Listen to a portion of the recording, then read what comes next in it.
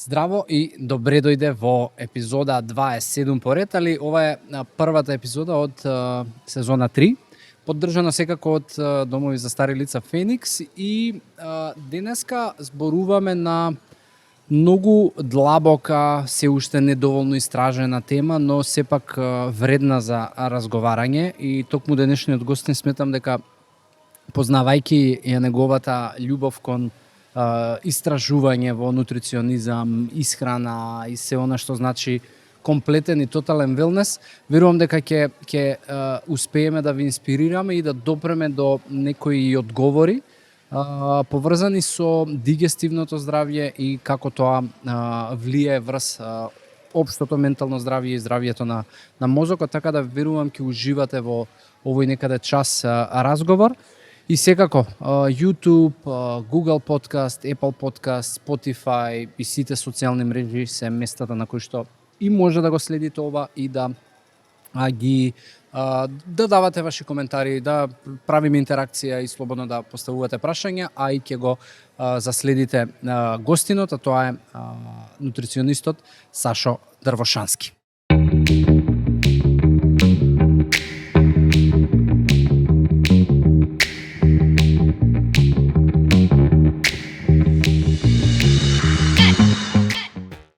Сашо, здраво и добре дојде во Wellcast, така наречен овој подкаст.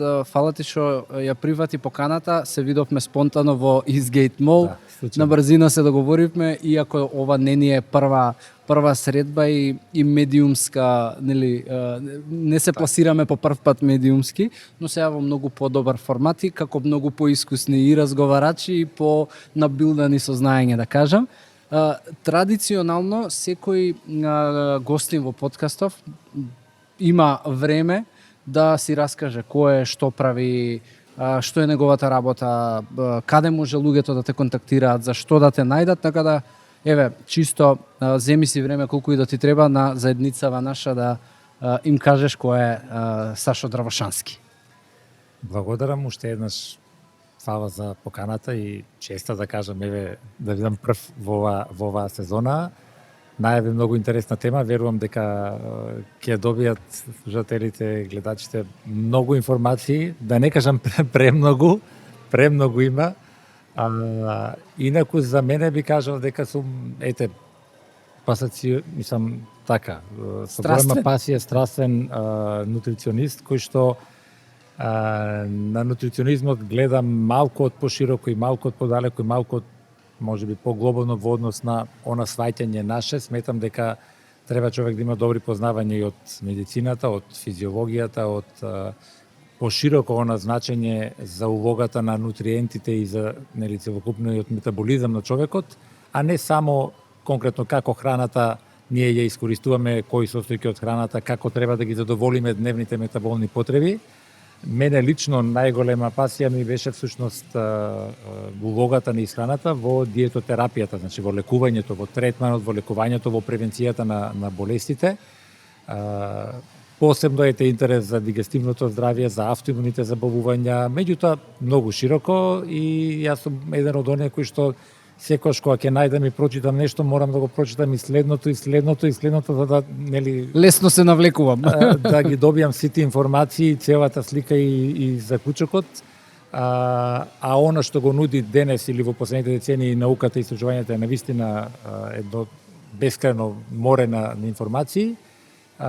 Така што не престанувам да учам, тоа сакам да го кажам, во принцип на секој ден му порачувам дека постојано треба да учиме кој што и да работи, особено еве во овој дел, значи ова е наука која што постојано има нови содржини, па така сметам дека нели за да биде човек добар нутриционист воопшто во медицината или со здравјето мора да ги следи сите тие најнови сознанија, бидејќи во последната деценија има навистина многу промени, а во последните неколку децении круцијални промени во однос на она што мислевме дека е добро за здравјето или беше како прифатено или беа како некои формални препораки дека е добро за здравјето, сега се кршат многу од тие столбови кои што беа дефинирани и излегуваат на виделина некои нови научни сознанија кои што даваат една поинаква слика. Инаку достапен сум тука за сите наши граѓани кои што верувам дека голем дел од нив и слушнале за мене, ги побарале моите совети, сум работел со доста клиенти, имам и професионална соработка со реномирана наша компанија која што во делот на развојот на додатоци на исхраната, во тој дел баш во развојот на додатоците, на производите, на клиничките истражувања и така натаму. Што ми е многу драго дека и кај нас има навистина компании кои што се силно посветени во тој дел, во тој развој и во едукација на населението за улогата и значењето на храната или додатоците во чување на здравјето. Сакам пред се она што го зборувам да го покажам и лично, да го применам лично, навистина се грижам за моето здравје и за мојата исхрана.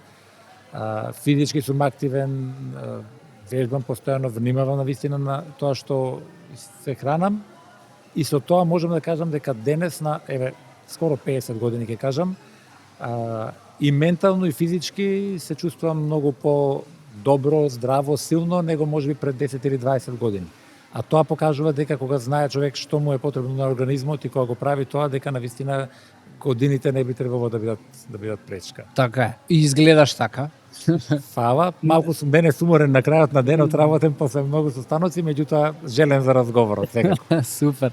Па види, ова е некако, знаеш, ја често го користам терминологија escapism, затоа што и јас после напорен ден ми е така, као еден убав разговор на теми кои што ми се омилени, кои што сакам да ги слушам, така да ќе верувам дека ќе не одмори дури овој разговор.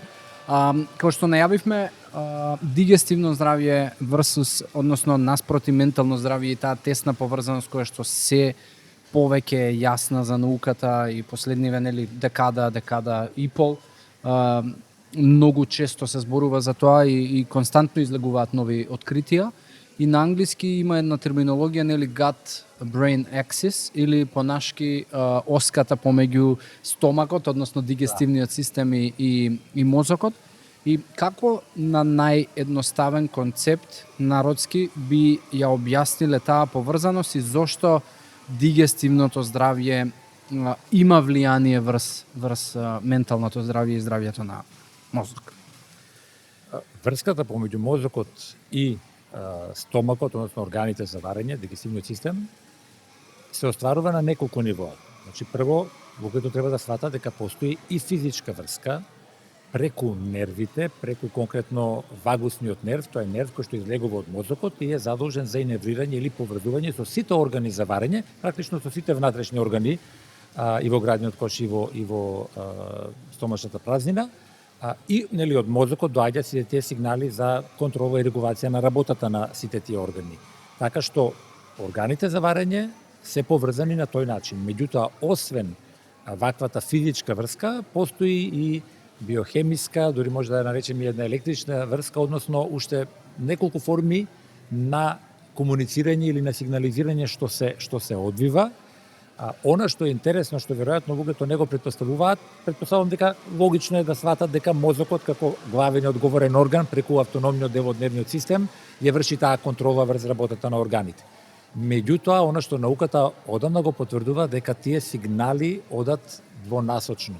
Дури потврдено е дека односот на сигналите кои што одат од мозокот кон стомакот и од стомакот кон мозокот е 1:9. Многу повеќе сигнали од мозокот стига од стомакот до мозокот, што е многу неверојатно и е предмет на истражување како тоа се случува. Едната причина, веднаш ќе кажам, и во англиската терминологија често се користи second brain, во смисла дека во стомакот имаме уште еден мозок, односно тоа е така наречениот анатомски, ако гледаме, ентеричен нервен систем, тоа е еден сплет на неврони, околу 500 милиони до 1 милиарда неврони што се наоѓаат во стомакот, што се практично распределени по должината на цревата, и тие се тука да всушност ги примаат сите сигнали кои што доаѓаат од имуниот систем, од клетките од имуниот систем, како и од огромниот број на бактерии кои што живеат пред се во колонот, во дебелото црево, човечкиот микробиот, кој што веќе сега е барем во науката и во медицината, така добро воспоставен како термин, како сознание, да кажеме, практично се цитира како посебен орган. И да тие сигнали и нивните информации ги враќаат назад, значи вевам 9 пати повеќе информации се враќаат назад кон мозокот.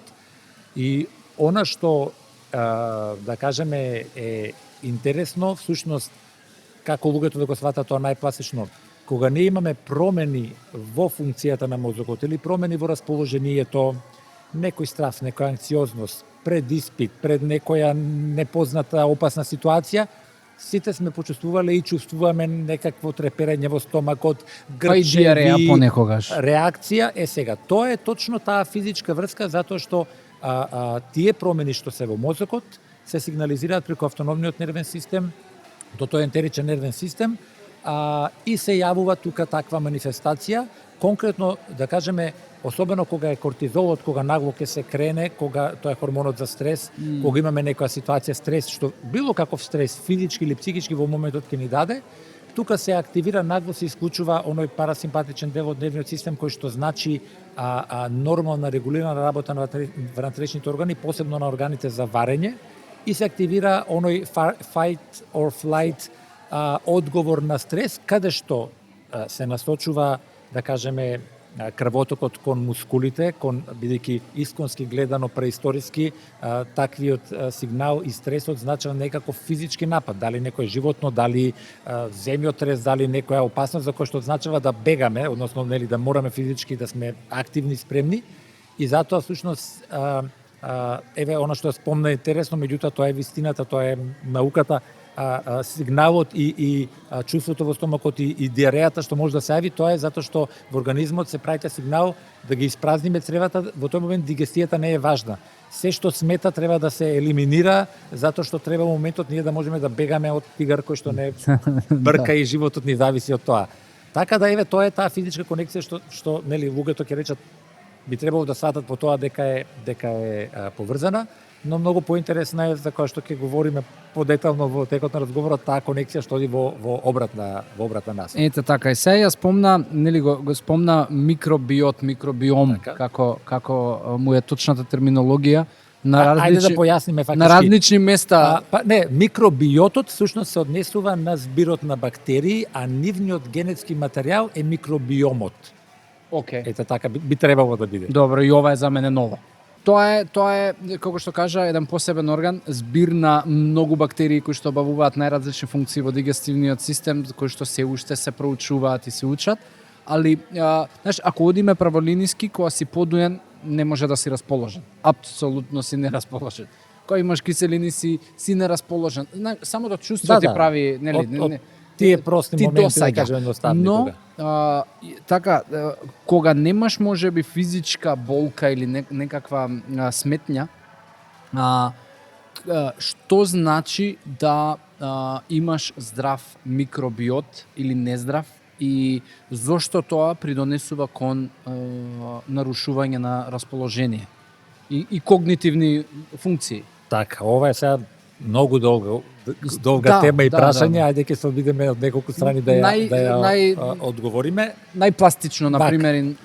Значи, она што е важно и она што долго време се мислеше дека овие корисни бактерии, кај нас народски е познато како бактериска микрофлора во дебелото црево, кај некои се познати како пробиотици, така можеме да ги наречеме, значи ете, микробиотот, тие нормално го колонизираат нашето црево. Порано се знаеше и најмногу беше прифатена нивната функција за дигестијата, за доброто варење на храната, да кажеме, за нормалната функција на цревата.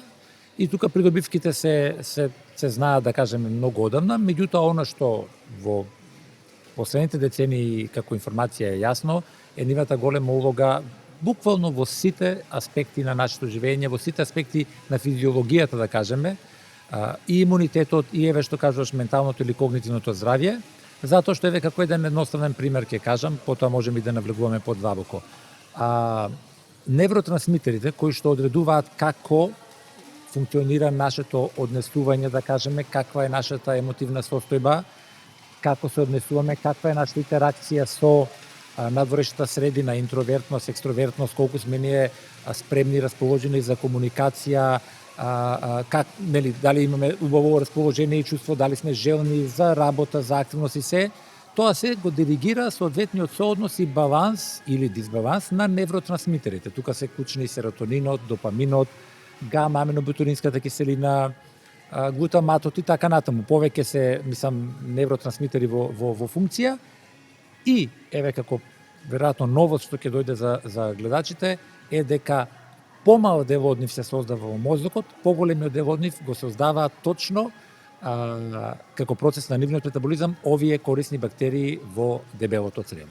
Значи, тие користејќи одредени елементи од храната, тоа се растителните влакна, вака наједноставно да кажам, пребиотиците, со поинако име, кои што ние ги внесуваме, меѓутоа нашето тело, односно во желудникот и во тенкото црево, ние немаме ензими за да можеме нив да ги разградиме и од нив да извлечеме нутриенти, но тие продолжуваат, имаат повеќе функции и во овој дел од дигесијата, меѓутоа овие бактерии во дебелото црево можат нив да ги разградат и во тој процес на метаболизам, тоа е најчесто процес на ферментирање, таков тип на разградување, тие создаваат вакви за нас многу значени невротрансмитери. И серотонин, и допамин, и ацетилхолин, и габа, кои што, интересно, преку вагосниот нерв си патуваат до мозокот или до онаму каде што треба, но, да кажеме, доколку овие бактерии не се на бројност и во оној диверзитет кој што нас ни е потребен, во оној баланс, доколку не се срекни, едноставно да кажеме,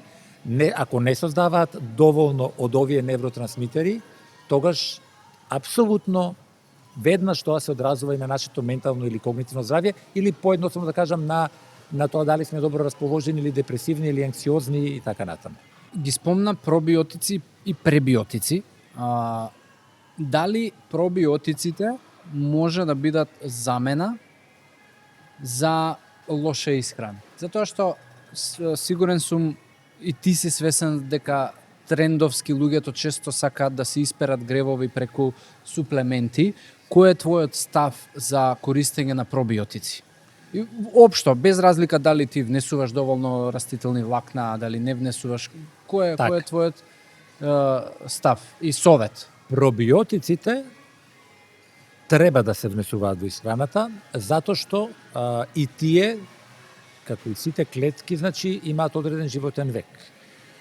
Доколку ги држиме срекни во средината, доколку обезбедуваме добри услови, тие успеваат да се размножуваат и постојано да одржуваат еден добар баланс на таа колонизација на цревата, но не секогаш можеме да бидеме сигурни дека се одржува тој идеален баланс и затоа е секогаш добре дојдено, велам, преку храната да се внесуваат постојано и нови пробиотици, односно пробиотски култури на бактерии, за да се одржува секогаш тој некој и диверзитет и количина, концентрација.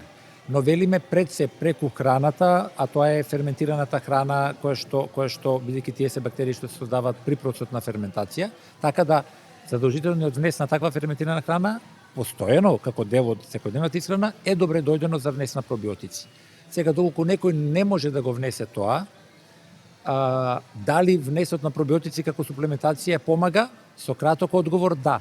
Дали може да биде и во негативен правец да отиде? Исто така да, затоа што дури и најдобрите бактерии што се корисни, може, ако се зголемат премногу, да станат лоши.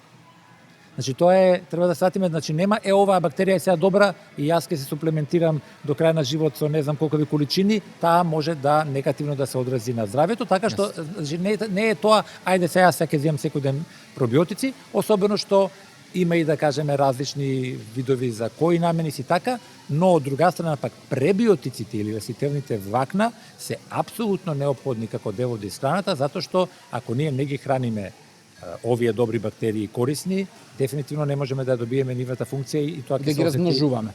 Точно, да ги одржуваме, да ги размножуваме, тогаш тоа ќе се одржи многу по нашето здравје. Спомна видови на пробиотици, односно нели конкретни бактерии да ги кажеме. Да.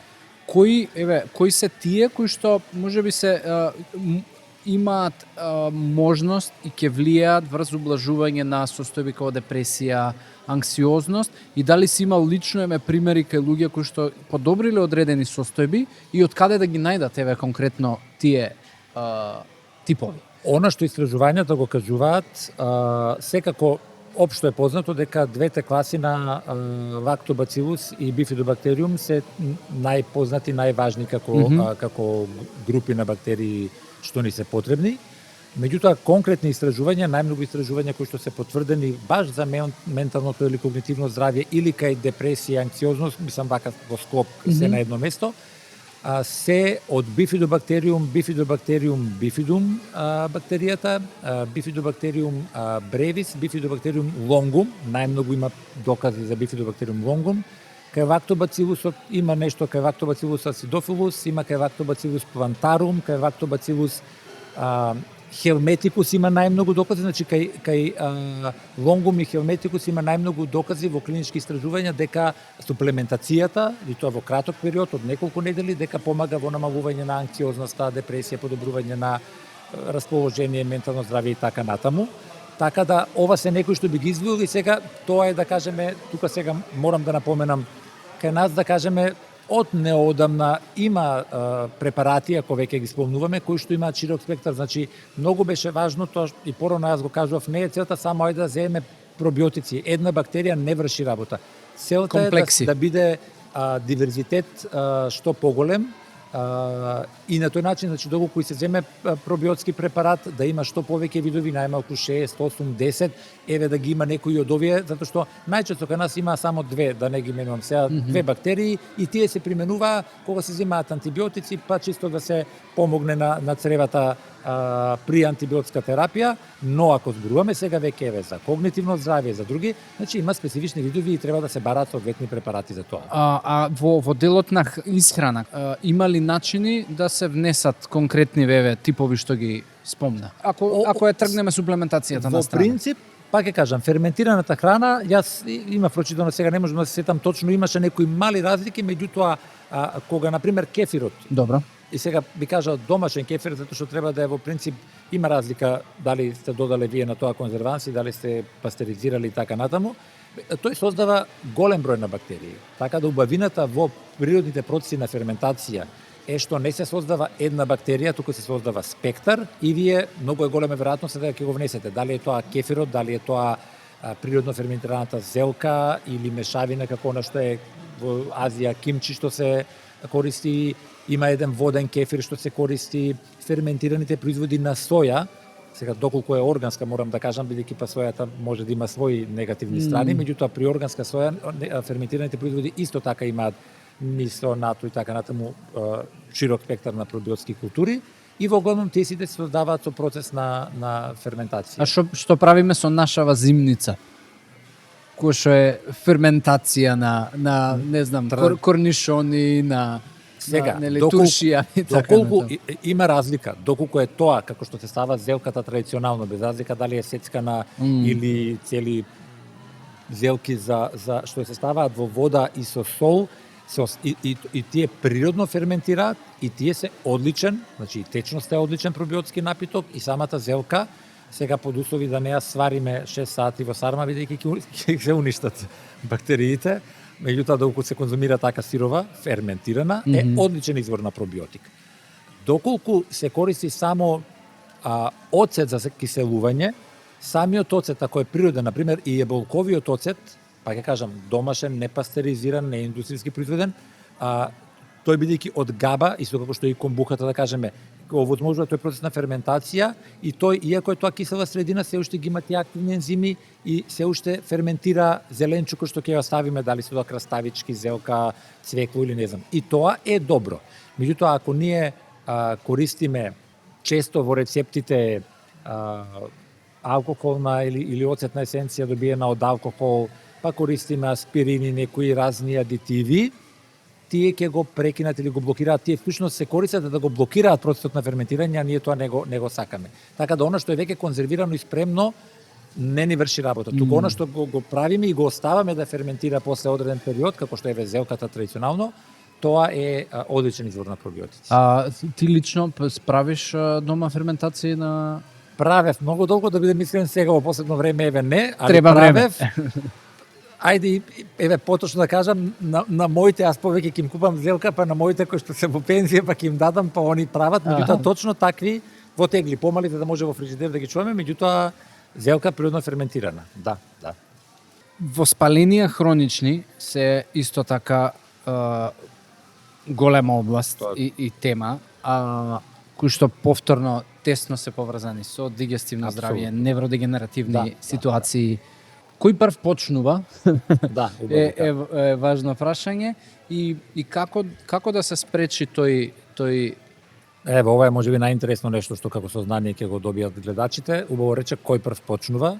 Има многу јасни сознанија, докажани, следени, дека всушност во голема мера воспаленијата што се јавуваат во мозокот и се причина за појава на Алцхаймер или други невродегенеративни состојби или нарушување на однесување, тоа лоша функција дисбаланс на невротрансмитерите, се директна последица на воспалителни состојби што се јавуваат во дигестивниот систем, односно во цревата.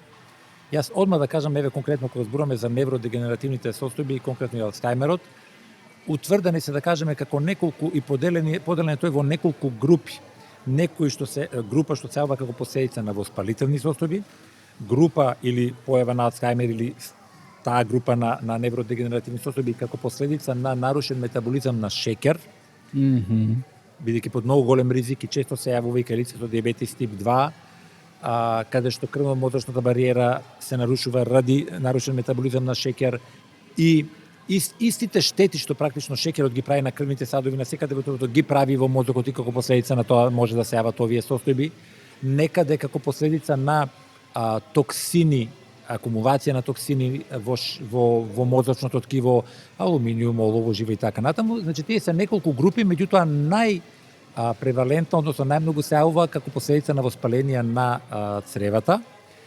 И она што е интересно како факт да го кажам, дека точно кога ќе се јави воспаление во цревата, воспаление кој што може да се јави како последица на некој патоген микроорганизам, тргнувајќи од H. pylori во жевудникот до некои други бактерии во цревата што може да се јават. Или сензитивност, интолерантност кон некоја храна. Тука голема улога може да игра и глутенот. Понатаму ако треба ќе разглавам еднаш да ја кажам главната поента. Кога те регулаторните лимфоцити што патролираат практично што се под самата епителна обвивка, кога тие ќе изреагираат на нешто што не треба да биде таму, велиме дали е тоа токсин, дали е тоа некоја молекула недигестирана која што им создава реактивност, активираат воспаление. Тие сигнали на воспаление, активирањето на воспалението значи освободување на различни цитокини, верувам дека гледачите тој збор го научија со короната. Еве ќе кажеме лоши молекули кои што активираат процеси, каскада на процеси кои што ги оштетуваат нашите клетки, да ги објаснам едноставно. Кога ќе се активира тоа воспаление, тие сигнали на воспаление повторно, значи пазите, воспалението физички се случува во цревата, а преку вагосниот нерв тие сигнали се пренесуваат до мозокот и ги алармираат микроглија клетките, тоа се клетки од нервниот систем, од нервното ткиво, кои што се практично како имуни клетки. Тие се задолжени за имунитетот во мозокот на нервниот систем, ги активираат и тој сигнал за воспаление во цревата, кога ќе стигне до микроглија клетките, тие активираат воспаление и во мозокот. Буквално, мислам, тоа е научно докажано, потврдено. Активацијата на воспаление во цревата ги алармира или активира микроглија клетките, дури и астроцитите, и тие активираат практички процеси во мозокот преку кои што се создава бета-амилоиден плак и така натаму, значи и во мозокот се создаваат тие инфламаторни маркери, цитокини, тумор, некротизирачки фактор алфа и така натаму. Значи, еве потврдено е тоа што го кажа воспаление во цревата еднакво или многу е можно да се пренесе како воспаление во мозокот. И Сашо, еве у ситуација кај што еве денеска на пример има поплава од случаи кај што луѓе се интолерантни на храна, кај што, знаеш, имаат различни воспаленија дигестивни, да не зборам, не знам, од колити, од полипи, од така натаму, кои што се сериозно веќе, нели, ризични воспаленија.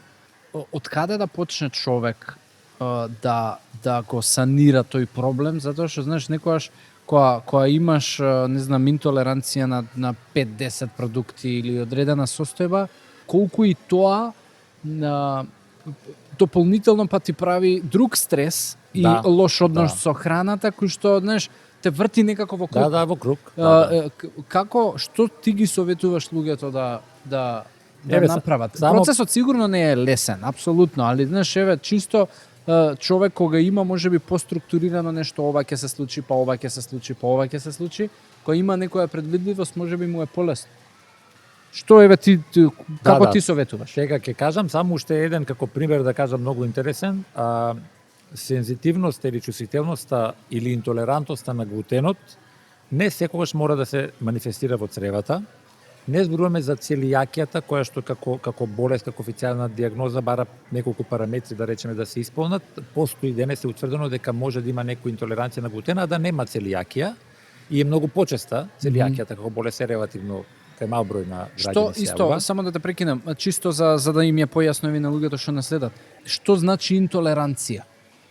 Знаеш, пошто различно манифестираат луѓе и ја перцепираат, нели? Интолеранција кон одредена молекула значи дека таа молекула предизвикува имунолошка реакција во нашето тело. Тоа значи дека всушност тие што ги реков те регулаторни лимфоцити во цревата реагираат, не ја прифаќаат, не ја препознаваат, не ја сакаат, како и да кажеме народски, создаваат кон неа антитела.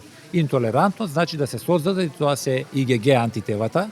Доколку се создадат IgE антитела, тогаш ќе кажеме дека таа молекула прави алергија, бидејќи тие IgE антитела ќе направат други реакции, ќе ни тече носот и очите или на кожата, тоа е знак на алергија. Добра. Ако се создадат IgG, што се најчесто кога станува збор во храна во прашање, тоа се реакции на интолерантност. И сега велиме она што кажувам за глутенот. Кога ќе се јави таа интолерантност на глутенот, внесот на молекулата на глутен практично предизвикува создавање на антитела кон ензим што го има во цревата, во цревните реснички, што се вика трансглутаминаза 2. И што е проблемот? Значи, антителата се тука да активираат една армија за да го уништи, да ја уништи таа молекула која што сме ја означили за уништување. Во овој случај со глутенот, всушност антителата што се создаваат за овој ензим, започнува антителата, односно нашиот цел имунитет, целата армија, да го уништува овој ензим во цревните реснички, ги уништува практично клетките во цревните реснички и тоа може да биде многу опасно, бидејќи понатаму функцијата на цревата, односно апсорбцијата на храна и потребните нутриенти може да се доведе во прашање. Она што е интересно или опасно што сакам да го кажам е дека потврдено е дека еднаш активирањето на антителата на трансглутаминаза 2, овие антитела преку циркулацијата, тие си патуваат насекаде, можат да дојдат и да влезат во капиларите што ја градат крвно-мозочната бариера и овој ензим се наоѓа и во тие капилари. И тие можат да почнат со уништување и на ензимот што се наоѓа во капиларите што ја градат крвно-мозочната бариера, со тоа ќе ја направат, ќе ја уништат или ќе го нарушат интегритетот на крвно-мозочната бариера и ќе дозволат многу лесно разни токсини кои што можеби во циркулацијата ги имаме или патогени микроорганизми, но не би смееле и таа крвно-мозочна бариера не дозволува да влезат во мозокот, ама сега може да се случи. Така да еве конкретен пример како глутенот, односно интолерантност на глутен може да даде проблем и кај некои луѓе можат да имаат интолеранција на глутена, да немаат тегоби во стомакот. И како би ја препознале? Она што се вика англиски brain fog, значи можат цело време да имаат некој умствен замор, слаба функција мозочна, едноставно не им работи мозокот хронично добро, не им оди учење, може да се манифестира и со постојана нека депресија, анксиозност и така. Многу често, и тоа е потврдено, глутенот дека е вклучен и во овие фактори. Сега, во однос на, да одговорам на прашањето конкретно, од каде да почнат? Треба да почнат од цревата.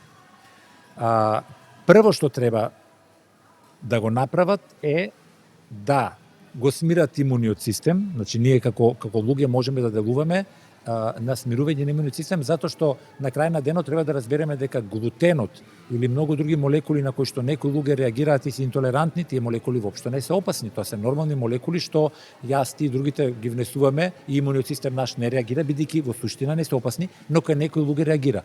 Тоа значи дека кај нив имунолошката функција е малку нарушена, не се развива имуниот систем баш како што треба или не знае баш правилно да работи, да разликува, премногу лесно е реактивен. Значи, знаеш како најмал еден знак, еден сигнал и тој одма букнува со реакција, што не би требало. Немаме таква опасност.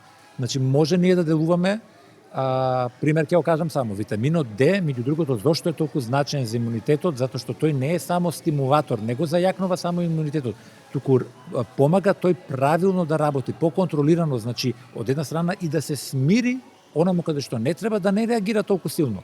Значи, ние можеме да делуваме да го смириме. Подобро да ја предвидува опасноста. Така, дали е таа реална опасност. Значи, можеме да делуваме на смирување на имуниот систем, пред се, значи, велиме во цревата. А второ и клучно е да работиме на враќање на интегритетот на цревната бариера, бидејќи тоа се случува. Реактивностите се случуваат, особено кај луѓе кои што ќе слушнете сега во поново време многу модерно да се прават тие тестови на интолеранција, по 90%, не знам, видови на храна и ќе испадат луѓе интолерантни на 20, 30, 50 и сега луѓето се чудат или во принцип никош немале проблеми и со најголем број од тие, меѓутоа тестот им покажува интолерантност. Да, ако покажува тестот интолерантност, тоа значи дека во моментот тие предизвикуваат некаква имунолошка реакција. Но тоа е најверојатно последица на пропусливи црева или нарушен интегритет на цревната бариера, а јас да објаснам сега, епителот или таа прва обивка во цревата е направена од ентероцити, така се викаат клетките во цревата, кои што имаат многу силни врски, протеински врски помеѓу нив. Тоа е направено така затоа што ние очекувано во цревата можеме да имаме бактерии од храната, разни токсини од храната за кои што сме свесни или не сме свесни и треба во циркулацијата, значи во субмукозниот слој, каде што се капиларите, каде што ќе ги внесат хранливите материи, да влезат само точно определени материи, точно нутриентите кои што нас не се потребни, сме ги дегистирале до најпроста форма, мали микромолекули, само тие да влезат. Потврдено е сега дека различни бактериски ендотоксини, глутенот точно, кај секој човек дури, дека тие предизвикуваат раскинување на овие тесни врски, неконтролирано, инаку тоа го прави точно овој ентеричен нервен систем, кога треба да се отворат тесните врски, да влезе некоја молекула, да се затворат, се тоа е во функција за потребите наши.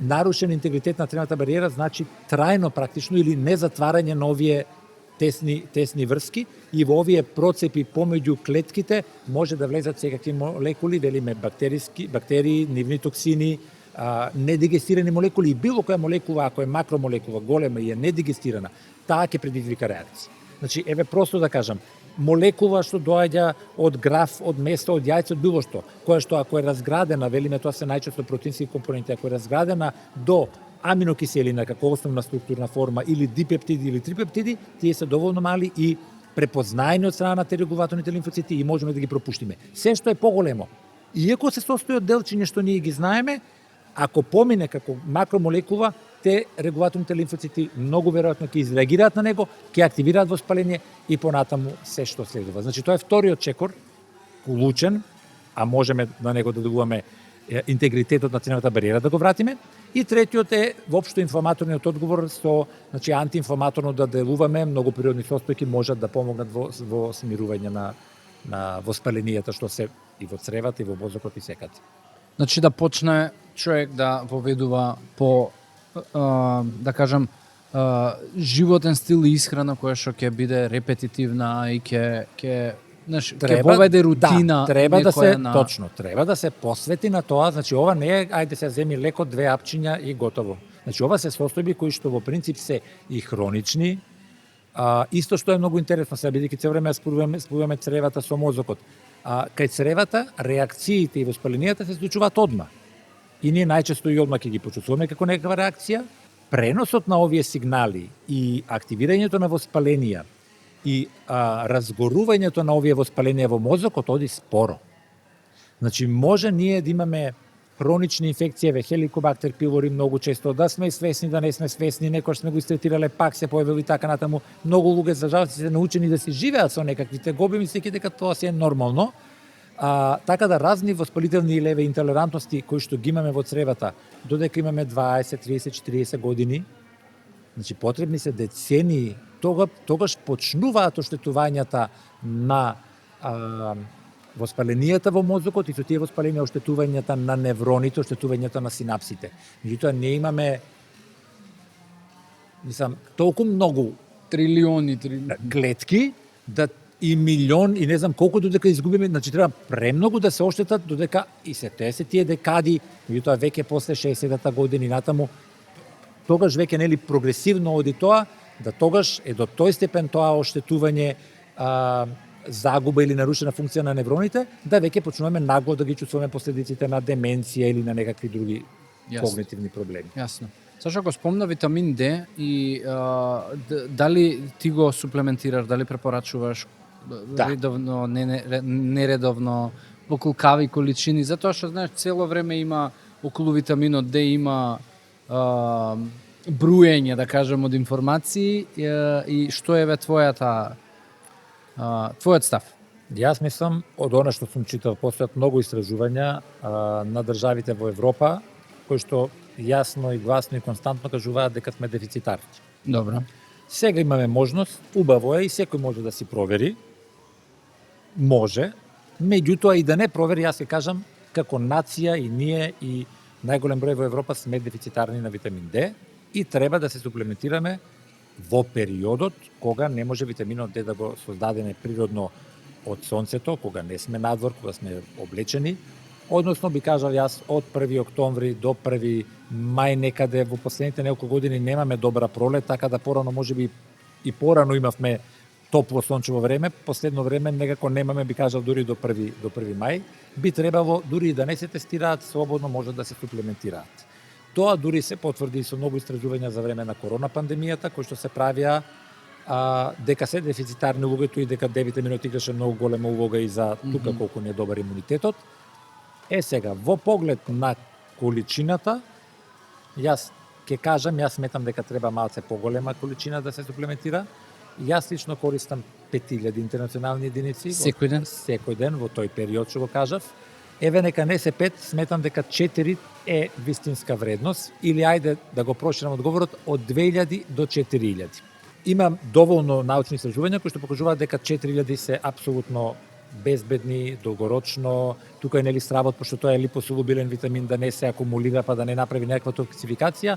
Баш има истражувано и на PubMed и на се она што е публикувано, во целата историја ми се чини на прсти се бројат, значи од нели милиони случаи, на прсти се бројат 5 или колку забележани, барем евидентирани случаи на токсификација. Не знам, една жена, се да не цитирам, буквално земава целото шишенце одеднаш, го испива, погрешка мислела дека така се 5 цело шишенце одеднаш наместо 10 капки или нешто.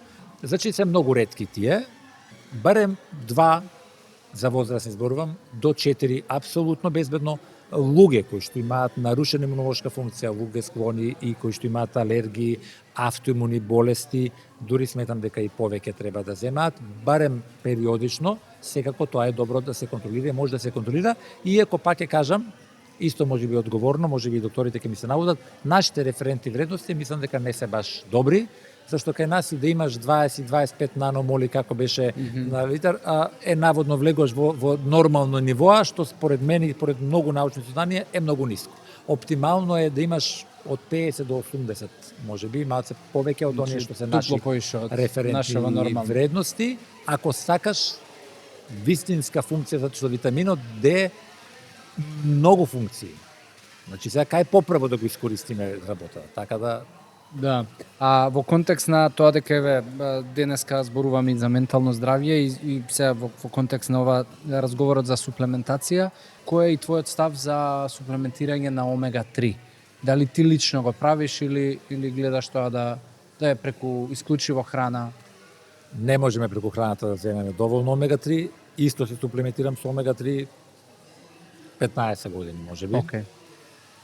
И јас мислам чисто, знаеш, онака си од оние истражувања што сум исследал, буквално само не знам Јапонија и уште 2-3 народи у светот кои што толку многу внесуваат риба и морски плодови и алги во исхраната секој ден, внесуваат доволни количини на омега 3. Омега 3 масните киселини имаат исклучително антиинфламаторно дејство и за мозокот се одлични. Еве конкретно ајде и за тоа ќе позборуваме, покажано е дека декосахексанската омега 3, таа третата и најмоćната омега 3 масна киселина, го активира во мозокот Brain Derived Neurotrophic Factor, тоа е протеин што го создаваат невроните или фактор на раст кој што ги стимулира нервните клетки да создаваат синапси, тоа значи нови врски помеѓу себе, а со создавањето на синапси практично се прават нови мемориски патишта и можност за подобрување и заекнување на меморијата, што е важно колку кај децата и кај малите бебиња, исто толку се важни, бидејќи кај нив се развива мозокот и се време треба да се развиваат нови синапси, исто толку па и кај постарите луѓе кај кои што се уништени, прекинати синапсите и така натаму, повторно е тоа важно, сам тие се важни за во целиот живот. Сега, има тука дезинформација една, и докторите се служуваат како препораки дека 1000 милиграми омега-3 масни киселини се добри препорачливи. Јас би кажал дека до 2 има сознание дека при некои во третмани, при терапевски потреби, дури и до 4 грама може да се користат, до 2 се апсолутно безбедни и потребни, еве нека бидат и 1000. Тоа значи дека мислиме на чисти масни киселини 1000 милиграми. Оние капсули, гел капсули, обично верувам на граѓаните им се познати, небитно од најголемиот број производители, пишува омега-3 1000. И многу често еве кога разговарам со клиентите вика да, ама јас имам 1000. И сега треба баш пластично на опаковката на декларацијата да видат дека пишува дека капсулата е 1000 милиграми. Но во неа има и глицерол, и вода, и што се нели нема, и пишува јасно дека во една капсула всушност има најчесто 180 епа, 120 ДХ или скупно 300 милиграми на омега-3. Значи тој реално внесува 300 милиграми, а би требало да внесе 1000. Пак ќе кажам одговорно, со внесот на риба, препорачливо морска масна риба, не можеме да го внесеме, ние риба, едноставно јас го разбирам тоа, го правдувам, не е риба продукт од нашето поднебие. За жал, да имавме тука до нас море секој ден да си внесуваме морска риба, ќе внесувавме повеќе. Тоа што го внесуваме и луѓето што велат да јас редовно јадам риба, тоа значи дека јадат еднаш, еве 2 пати во неделата јадат. Нити јадеме алги, со таква консумација не внесуваме. Значи и овде одговорно би кажав дека сите би требало да се суплементираме со омега-3 и исто така има голема заблуда кај веганите кои што се фаќаат на фората дека семињата се богати со омега-3, конкретно чија семето, што е одличен извор, да, содржи омега-3 протеини и се, лененото семе, некои други семиња, јатки, треба да разграничиме дека тие сите се богати со алфа-линоленска киселина, тоа е АЛА, првиот од трите омега-3. Многу помоćно антиинфламаторно дејство и АЛА омега-3 е добра за нас и потребно да ја внесуваме. Меѓутоа многу помоćни, особено во антиинфламаторното дејство, особено за мозокот, ДХ е најважна. Конверзијата на АЛА во ЕПА и од ЕПА во ДХ во нашето тело е минимална. Да, знам као неколку едноцифрен број процент. Да, помалку не знам. На крај 9 или 4% беше во ДХ. Да. Значи не можеме ние, супер е да се јадат семињата, апсолутно редовно ги конзумирам, но не можеме и не треба да веруваме дека со јадењето на семиња ги обезбедуваме потребните вредности на омега-3 масни киселини. Дополнително за тоа треба строго алги или морски плодови, морска риба, а најлесно е сепак како суплементација. Сашо, во контекст еве и на ментално здравје, активен живот е така голем, многу придонесува за добро ментално здравје и расположение. Се ова никогаш не сум го проучил доволно добро процесот на ти вежбаш и нели како тој циклус почнува да ти дојдеш до поволни услови за твоето ментално здравје, али дали тоа исто влија и на дигестивното здравје, вежбањето? Влијае на се од проста причина што да кажеме физичката активност во било кој вид, значи небитно дали некој трча, дали каква игра дисциплина аеробик, прави? спорт, што год, јога на кратката нешта, помага да се намалат нивоата на кортизол, хормонот на стрес, кој што директно се рефлектира и на мозокот и на стомакот. Тоа е еден прост пример. Сега е веќе потврдено дека и при одредени видови на физичка активност, уствари се да појаснам, точно се активира brain derived neurotrophic factor или фактор на раст на невроните, што е конкретно посебно добро за меморијата и когницијата, а тоа се оние интервал тренинг или high intensity интервал тренинг, кога имаме ние краткотрајни, нагли како да кажам, зголемување на пулс. Така, срцевата рата до максимум, максимално напрегање на телото, макар у период на минутки, после тоа да следи одмор, меѓутоа такво силно напрегање на телото предизвикува раст активирање на овој протеин, додека трчање 20 километри за жал не. Кога имаме таква endurance подолга вежба која што е супер за циркулација и се, меѓутоа таа не е толку добра за срцето можеби и не го активира овој дел за мозокот, но самото трчање, пак ќе кажам, било која активност ослободува ендорфини со кои што се чувствуваме ние добро и позитивно. Али не се сега интересно е што шок на организмот, велиме ова таков краток интервал силен прави шок на организмот. Исто така, она се доста актуелно, можеби кај нас не е познато кај гледачите, меѓутоа cold plunge што го викаат, седењето во студена вода, во многу студена вода, дури тоа може да се постигне со потопување само на лицето. Можеби не мора ние цело тело да го потопиме, или туширање со ладна вода, ама баш со ладна вода, како шок на организмот, исто така е потврдено дека го активира brain derived neurotrophic factor. Ти се го правиш тоа или само лице? Ја ништо. Лицето сум пробувал, се трудам ајде сега за лицето да постигнам. Правам некоја форма, ама не е тоа да бидам искрено за телото. Пробав лани есента да воведам после вежбање ладен туш, 3 пати ми успеа, после настинав и ми ја скрши рутината. Ми отиде храброста. Треба да се надмине тој праг некој, а велат дека после тоа не е во суштина проблем. Меѓутоа јас израдував кога разбрав дека и само лицето може, се постигнува практично истиот ефект. Супер. Персонализирана медицина е нешто исто што често се зборува и прави логика, затоа што знаеш шаблонот на оваа исхрана е најдобра за сите, ова прави го, и мене ми помогна и ти прави го, не функционира, не е така. И колку дали микробиотот, профилот на тој микробиот би помогнал во иднина за креирање на таа па и персонализирана медицина и исхрана, се разбира. Да, апсолутно, веќе на запад, веќе во Америка има многу истражувања кои што и покажуваат веќе и во пракса, значи така со персонализирано следење што е она што фали на даден организам, со точно давање на тоа што му фали, целно, таргетирано и се постигнуваат многу големи ефекти.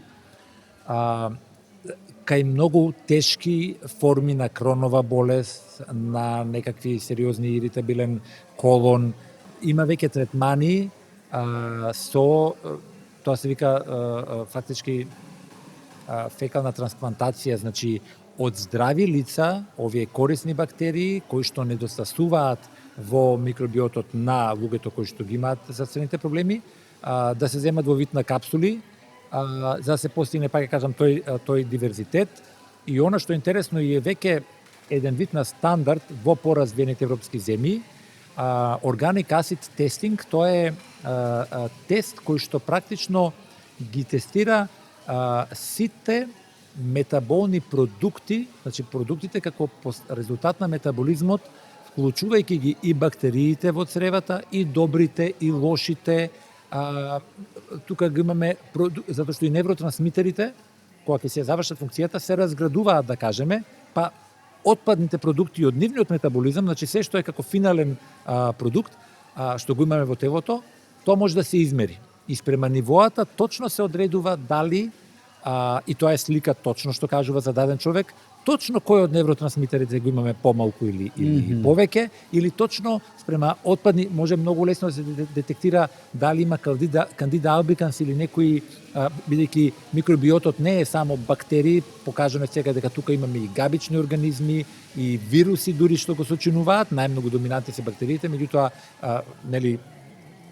микроби различни, велиме корисни, што се живеат нормално симбиотски во нашите црева, и дека всушност кога ќе ги знаеме спрема таа слика од тој Organic Acid Testing, дали потоа може да се види дали одредена бактерија премногу ја има, или кандида или слично, и соодветно на тоа да се направи третман само за таа да се намали или да се смири.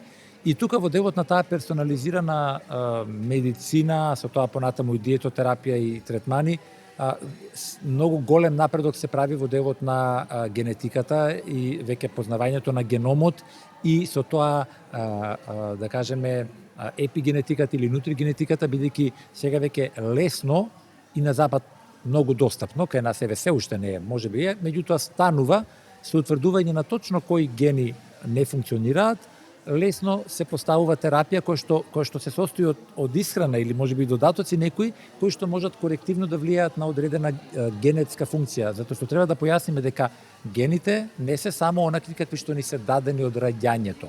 Некои гени можеме да ги имаме народски што ги велиме лоши или не баш функционални или поспори и слично, меѓутоа многу гени можат во текот на животот да се нивната функција да се наруши.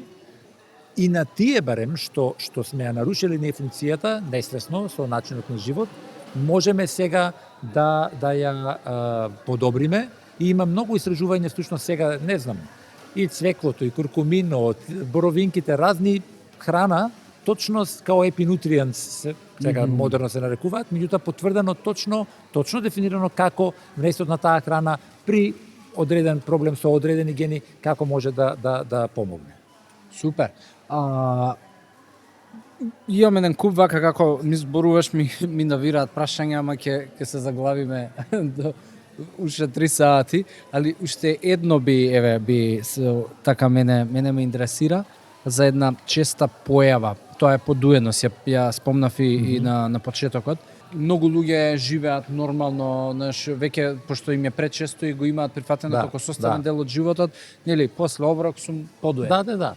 Кој е најчестиот причинител и дали се работи за недоволно од некоја храна или премногу од некоја можеби така да кажам, junk food.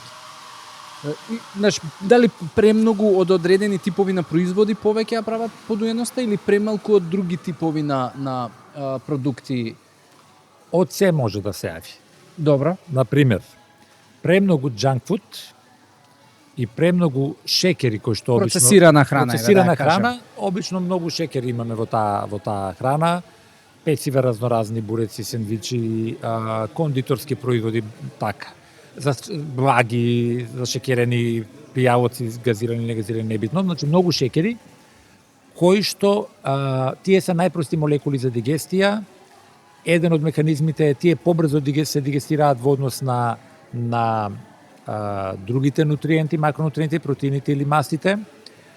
Не секогаш транзицијата е оптимална, што ради недостаток на влакна, па е успорено, што ради успорен моторен комплекс, значи слабо сигнализирање и така натаму. Фактори може да се различни, меѓутоа, значи, во услови кога храната поспоро се движи и чека, заради тоа што другите нутриенти не се разградени, шекерите што се разградуваат почнуваат да ферментираат и при таа ферментација се ослободуваат гасови и се јавува подуеност.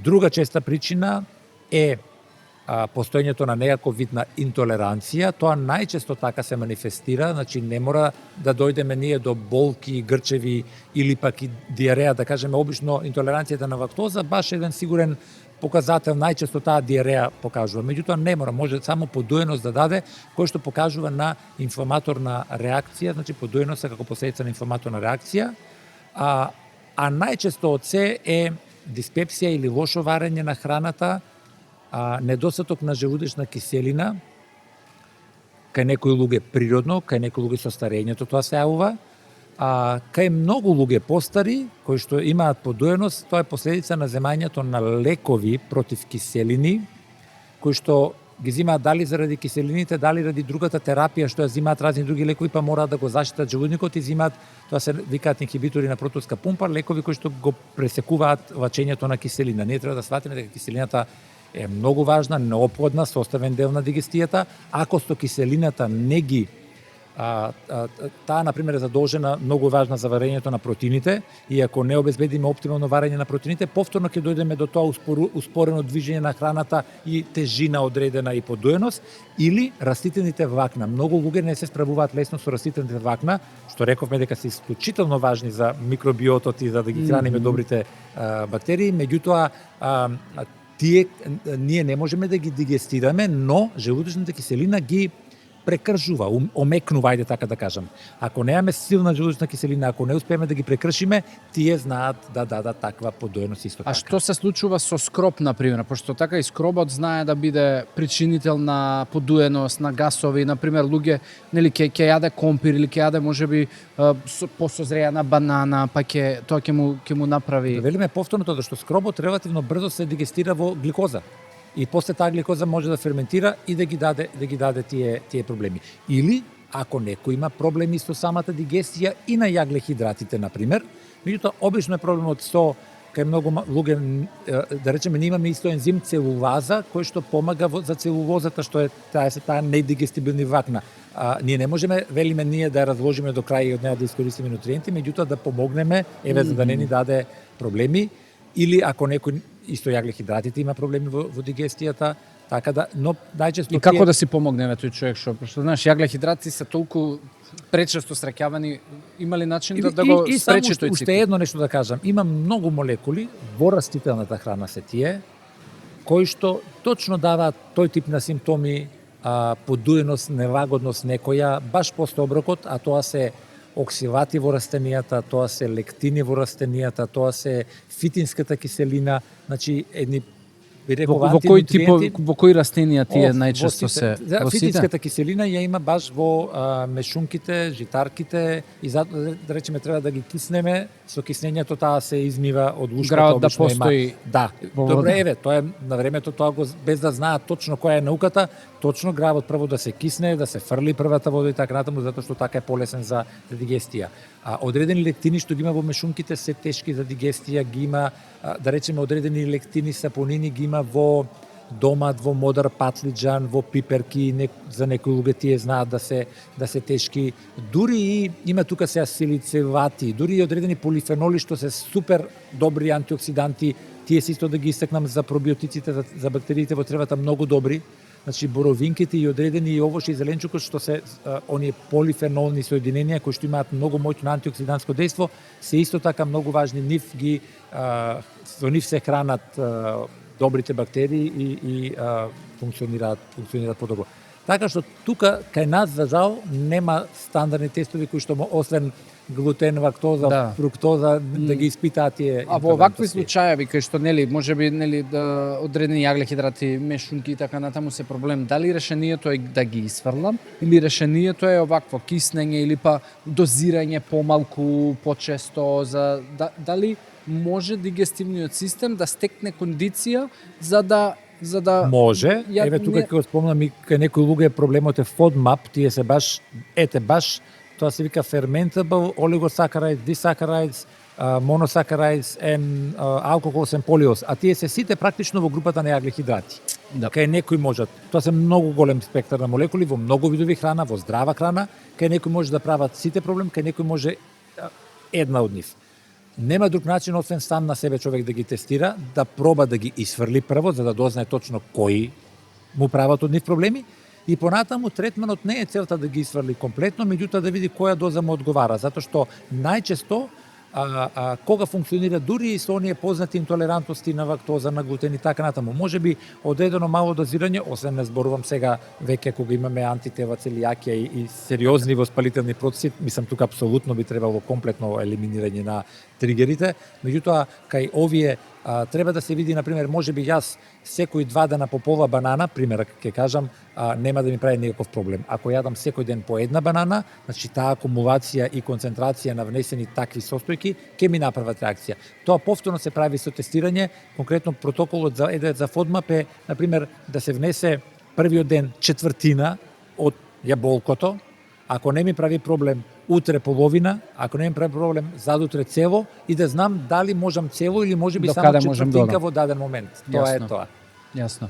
Сашо, за да привршуваме, каде луѓето може да те најдат, да те контактираат? Пошто сигурен сум дека ќе има луѓе кои што ќе речат сакам Сашо, имам проблем да ти кажам, да ми кажеш што да правам. Најдобро на Facebook и мојата веб страна drvošanskinutrition.com, на Facebook, на Instagram, во принцип на мојот профил можат слободно, можат и на телефонот мој е прилично познат кај народот, можам дори да мислам не знам да го Не секогаш одговараш, вајде, па најчесто одговарам. Тоа ми Аха. е ете можеби професионална информација, во принцип така. Ако можам на секој да го сослушам и да му одговарам лично, многу луѓе ме контактираат, се трудам, сега не секогаш успевам, меѓутоа тоа е тоа. Фала ти уште еднаш за беве вака убавиот разговор. Мене ми летна време, не знам час, може и повеќе имаме. А толку многу работи остана. Толку многу работи, не види, кажам. тоа е убавината за да Добро. да направиме и уште еден подкаст и сам ја уживам и у темите и у разговорот, а и особено човек кој што е речив, кој што не треба да нели да му се влече. има течна мисла и добар фонд на зборови, така да фала ти уште еднаш што беше гостин и сум сигурен дека пак ќе се дружиме у следна епизода. Па уште еднаш и поздрав само на крај за ете ова. Мислам дека треба повеќе вакви емисии, повеќе да ги следат, затоа што можат многу да научат и една крајна порака, многу кратка, дека луѓето, нели како велиме, здравето доаѓа на уста, треба да размислуваат за исхраната. Значи не може исхраната да размислуваат здраво за готово, чекај што ќе ми се најде, чекај огладнев првото нешто што е до мене. Натрпај се. И кога ќе кажам јас и се луѓето викаат, па сега значи ја треба да планирам утре. Да, треба да планираш утре што ќе јадеш, што ќе доручкуваш, што ќе ручаш, значи соодветно нели она што ти е потребно или ако има специфична препорака, треба да планираш. Значи не може ние за се друго да имаме време и да планираме, а на луѓето да им е тешко, односно исхраната не е само задоволување на гладта и внесување на калории кои што ќе ги задоволат потребите на енергетскиот метаболизам. На жалост, многу луѓе го сваќаат тоа така, а во суштина исхраната е многу повеќе или многу поважно да исхраната се микронутриентите, а не само калориите како такви. Така е. Па, Сашо, фала уште еднаш, фала ви на сите за внимание, за време и се гледаме у следна епизода.